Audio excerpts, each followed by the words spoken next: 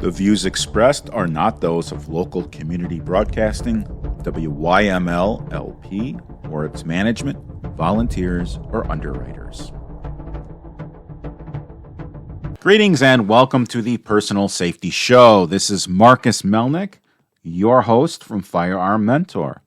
Last week we discussed caring for parents and family members who have memory issues. And in this episode, we're going to continue that conversation. Before we begin, I'd like to share a definition of a word in Hebrew. And that word in Hebrew is mitzvah. A mitzvah is a good deed. So if you hear me say, oh, this is a mitzvah, then you know it's a good deed. You're helping someone else. The greatest mitzvah is one where the person cannot say thank you or pay you back. Now, I know life is not transactional. I learned that from my brother-in-law. However, when someone does a favor for you, it's always nice to reciprocate in the way that you can. So caring for a family member or close friend is probably one of the most important roles you will have. Forget about the career accomplishments. Caring for our elderly is very, very high on the list of mitzvahs and good deeds. And there's a ton of resources out there. Now, we heard from Janice Means and we heard from Randy Welter last week. So if you're interested, you can always go back and listen to that episode and some of the stories that they had. And this episode today, we're going to be talking about some of the solutions to the problems, particularly when we're talking about keeping the elderly safe and healthy. The hardest part in this process is to start the conversation. It's very difficult to bring it up to someone. I think I mentioned in a past episode, my mother had a memory issue, although temporary, following a brain surgery. And there were times where she was disoriented and argumentative because she didn't want to hear it. We can eliminate a lot of the fear and uncertainty if you start the conversation. And there's different ways to do that. First of all, you can look for or make an opening. You can say to your elderly relative, hey, I'm starting to think about estate planning. Do you have any advice? And that might lead into a conversation about their care. Or I just read an article about gathering all your important papers, which we'll talk about a little bit later in this episode. Sometime, can you show me where yours are? Now, my wife and I have a traveling file cabinet, or traveling file box, I should say, with all of our important papers in it, including wills, powers of attorney, passports, all that good stuff. Another way to make an opening is to say, as time goes on, do you think you'll want to stay in the house? Might be difficult with all these stairs. Or you mentioned your eyes are bothering you. Is this causing problems with reading or driving?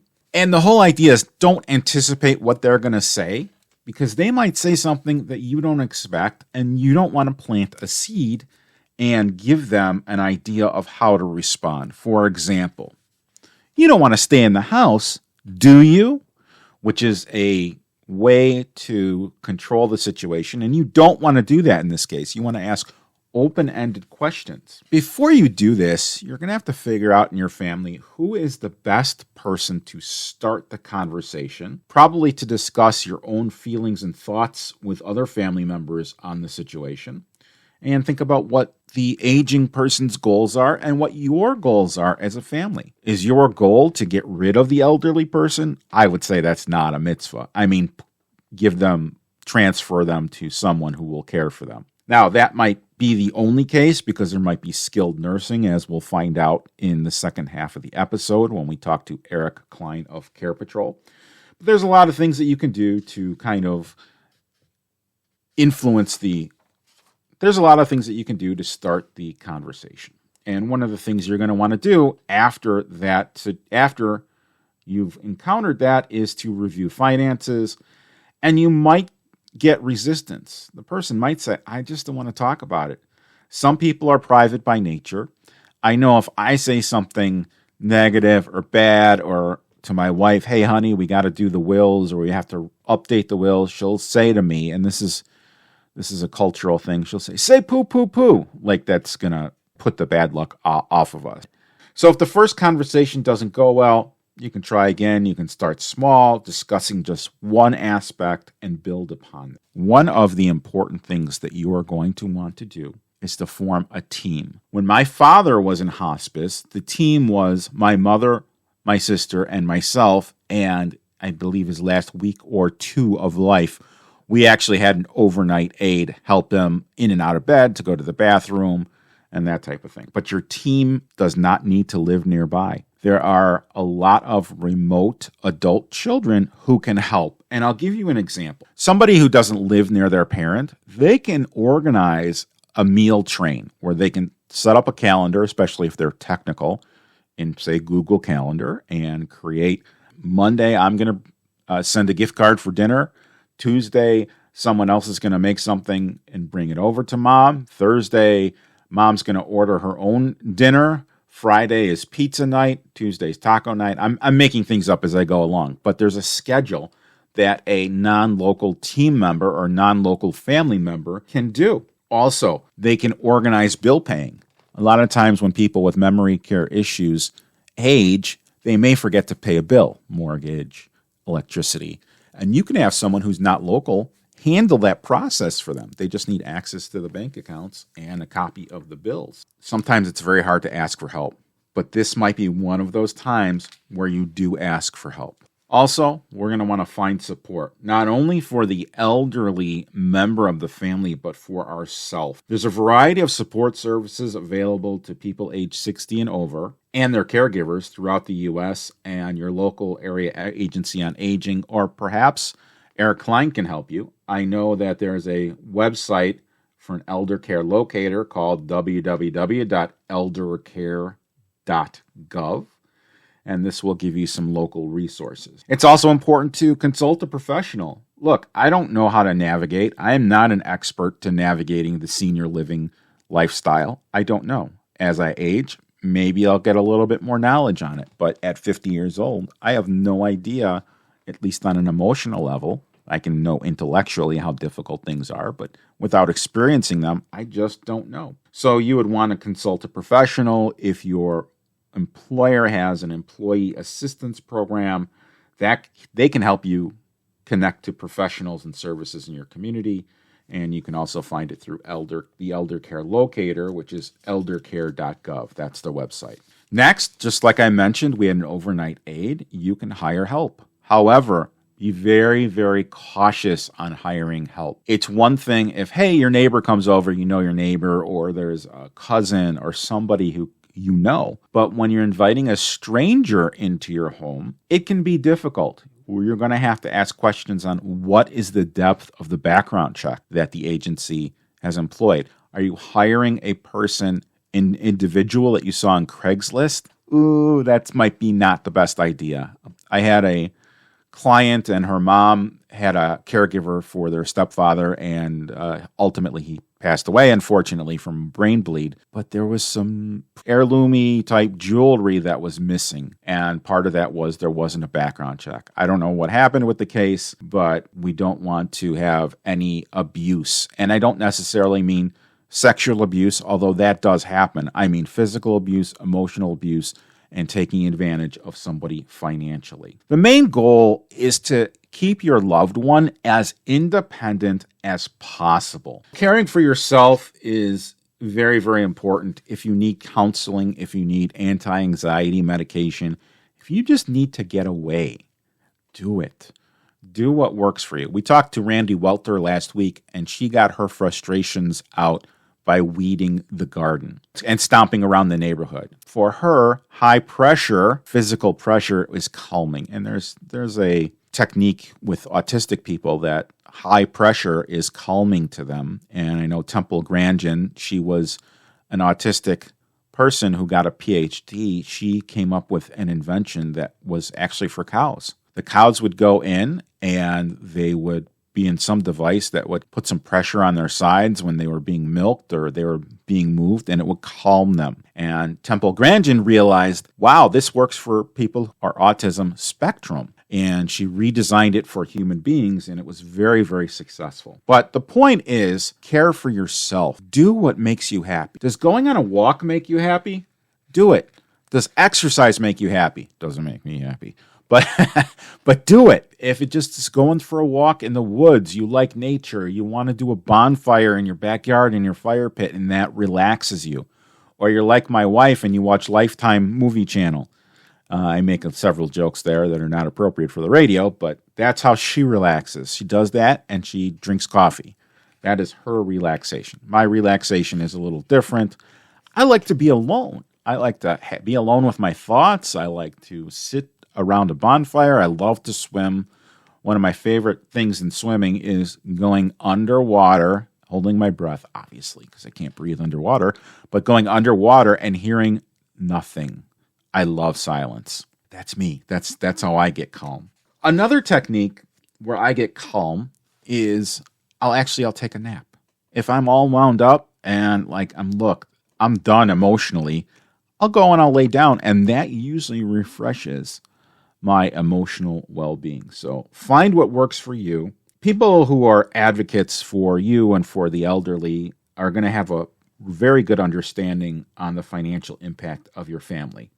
There are insurance products out there. Long-term care insurance is one of them. And a great resource is actually AARP. Now, I turned 50 this year, so did my wife. And there was some deal, it's $12 to join AARP. And I figured, we're going to get more money back on discounts. So I not only applied for a membership for me, but I applied for a membership for her. And she didn't like it too much. She says, I don't know how I feel about this. I don't want to get old. There's discounts, there's other things that are available, and there's care guides. And I'll go through one of the care guides in a little bit. Before we get to the care guides, the AARP also provides resources for family. For example, the Alzheimer's Association. Their website is www.A as in Adam, L as in Lincoln, Z as in Zebra.org. Their phone number is 800-272-3900. They have a 24-hour helpline for people with Alzheimer's disease and their families. There are also local caregiver guides, caregiving tools, Medicare Q&A, all sorts of things on the AARP website, which is very, very helpful. There's also elder law attorneys, www.N as in Nancy, A as in Adam, E as in Edward, L as in Lincoln, A as in Adam.org is a professional association of attorneys specializing in legal services for older adults and people with special needs. There's also the National Alliance for Caregiving. So I'm not going to go through the entire list. There's dozens and dozens of resources. Log on to AARP. Now, if you're not a member and you really want this list, guess what? Reach out to me at firearmmentorcard.com. I'll give you the resource list. Very easy. I will just email it to you. So there's this checklist that AARP has, and it's very similar to when I worked in emergency management, and I'll get to those similarities in a few minutes. There's a goals and needs checklist. We have to figure out what the goals of the person who's affected is: to remain healthy and active, to stay or move near family, to remain in my own home for as long as possible, maintain hobbies, be in community groups, be in religious groups. And then you're going to have to also look at what the strengths are. Is someone able to advocate for themselves? They have adequate finances, low maintenance, single story home. My in-laws just moved from a single family home to a condo. They don't have to deal with snow removal. They don't have to deal with lawn care. And they are very, very happy in their new place. Then AARP suggests a general needs assessment. What's the home maintenance and living situation? Who's going to pay the rent and mortgage? Who's responsible for repairs, ongoing maintenance, grocery shopping, meal prep?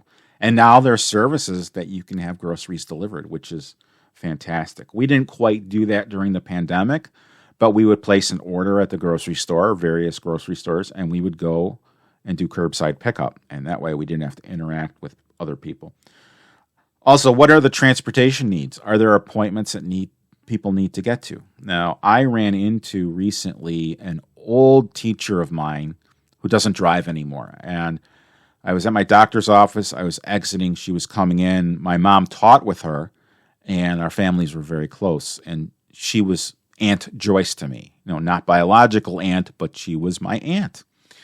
So I was walking to the car. I passed by these two people. I saw her profile out of the corner of my eye, and I said, wait a minute, that's Aunt Joyce. And I turned around. Now, by the time I turned around and went back in, she had gone in, but I knew her son. I used to play with him. So I said, are you Jeff? And he says, yeah. He had no idea who I was because I hadn't seen him in 30 plus years.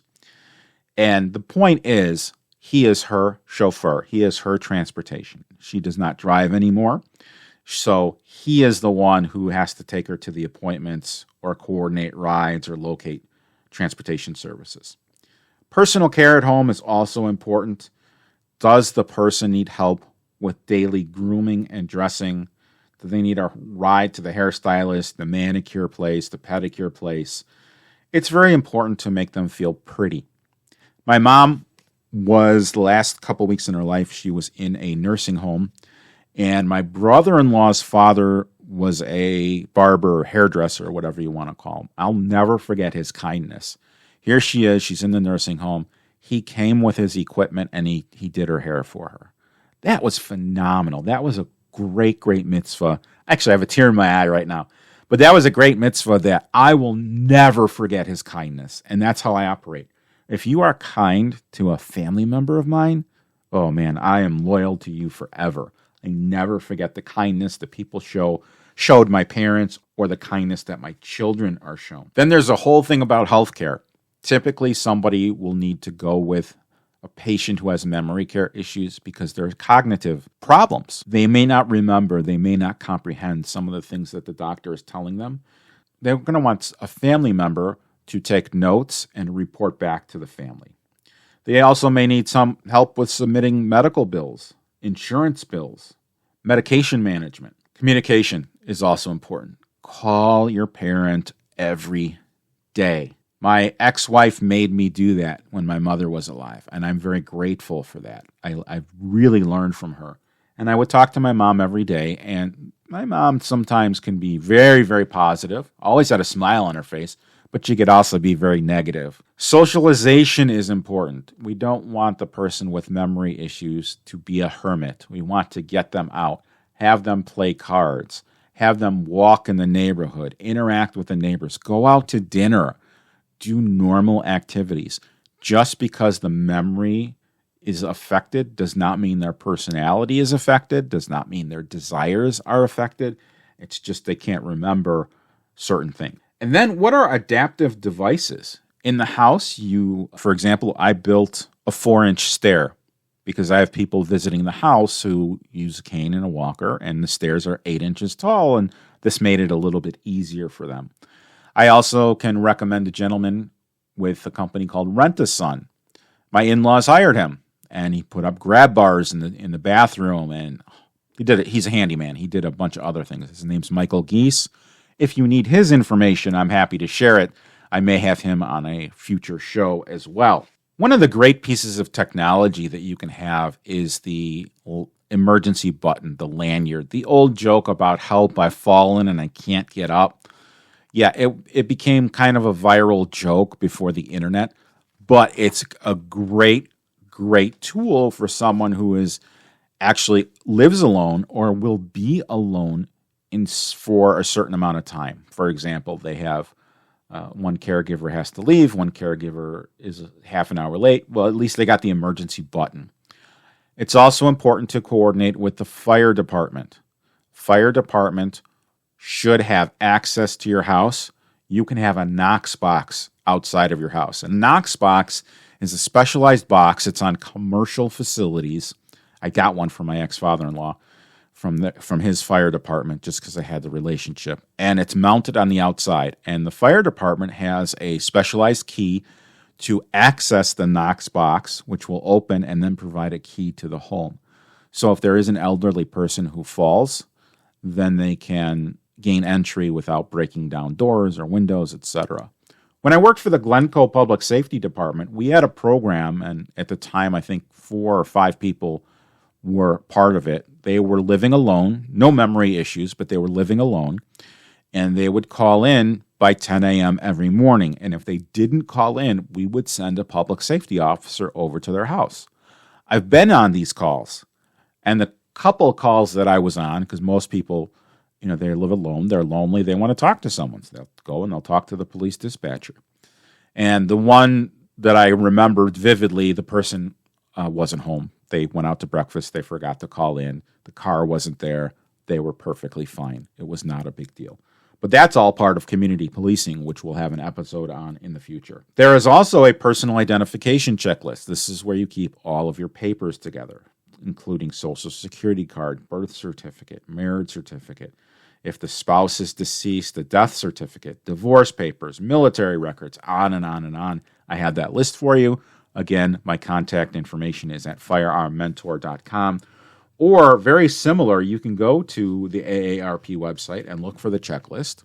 Or you can go to the FEMA website and find the EFFAK. And it lists all of your doctors, your pharmacy names, your doctor name and number, all sorts of contact information. So say your power goes out, you can't access your phone, at least you have a paper copy. Mine is actually laminated. Having a list of medications is important, and if necessary, having a emergency medical bracelet, medical necklace that maybe lists some conditions would be a good idea. I went to lunch with one of my students recently and his wife, and he had a bracelet on, and it was a medical bracelet. It said blood thinners. I think I still have my mom's. Parental controls may also be important. Now, I know they're for kids, but I mentioned my mom, and when she was going through some memory cognitive issues, she would order a ton of stuff from QVC, and this is pre-internet or at the beginning of the internet. She would order things on QVC. She wasn't internet savvy, and it was kind of early on with the internet, but she would see something, and all of a sudden we'd get boxes. And it's not like today where you get 10 Amazon boxes a day. The main thing is that in a survey, 3 out of 4 adults age 50 and older, they want to stay in their homes. And many do. About 9 in 10 actually live in their home, in someone else's home or a caregiver's home. And some homes are very well suited, like a ranch. Stairs is an issue, but you can get one of those chair lifts. And the goal is, again, I keep repeating this, to help our loved ones be as independent as possible at home for as long as possible. Home modifications might be necessary, and they can be beautiful and stylish. There are all sorts of things. There's a home builder's directory. There's the home fit guide with AARP. It could just mean a no-step entry, basically a ramp for someone with wheelchairs and walkers, or to make it easier to carry medical equipment. First floor bedroom. If you have a multi-floor home and you can reconfigure a den or something to be a bedroom, that will help the person. Or you can actually build an elevator, which is a pain in the rear end. But the chairlift is a good idea. Grab bars, raised toilet seat, also a very good idea. So you got to measure how high your toilet seat is from the ground, and can the person get up and down from them. When we moved into our current house, we had low toilets, very low toilets, and we had them replaced with a higher toilet, made it easier to get up and down, and we don't have mobility issues. It's important to have reachable outlets, controls, knobs, and switches. You don't want someone who's off balance using a walker bending over to plug something in. So waist high, chest high, counter high plugs is a good idea. Don't have one? Guess what? You can have a power strip. So the power strip is plugged in, at knee level, which is where a lot of outlets are in a home. And you can use some double-sided sticking tape and put that on a wall. You can put it on a counter. I have one on the back of my dresser so that I don't have to bend over or move furniture. It's just I screwed it into the back of the dresser. Variable countertop heights are important, as well as easy-to-use handles and doorknobs. Lever handles are easiest for arthritic hands. And increased lighting.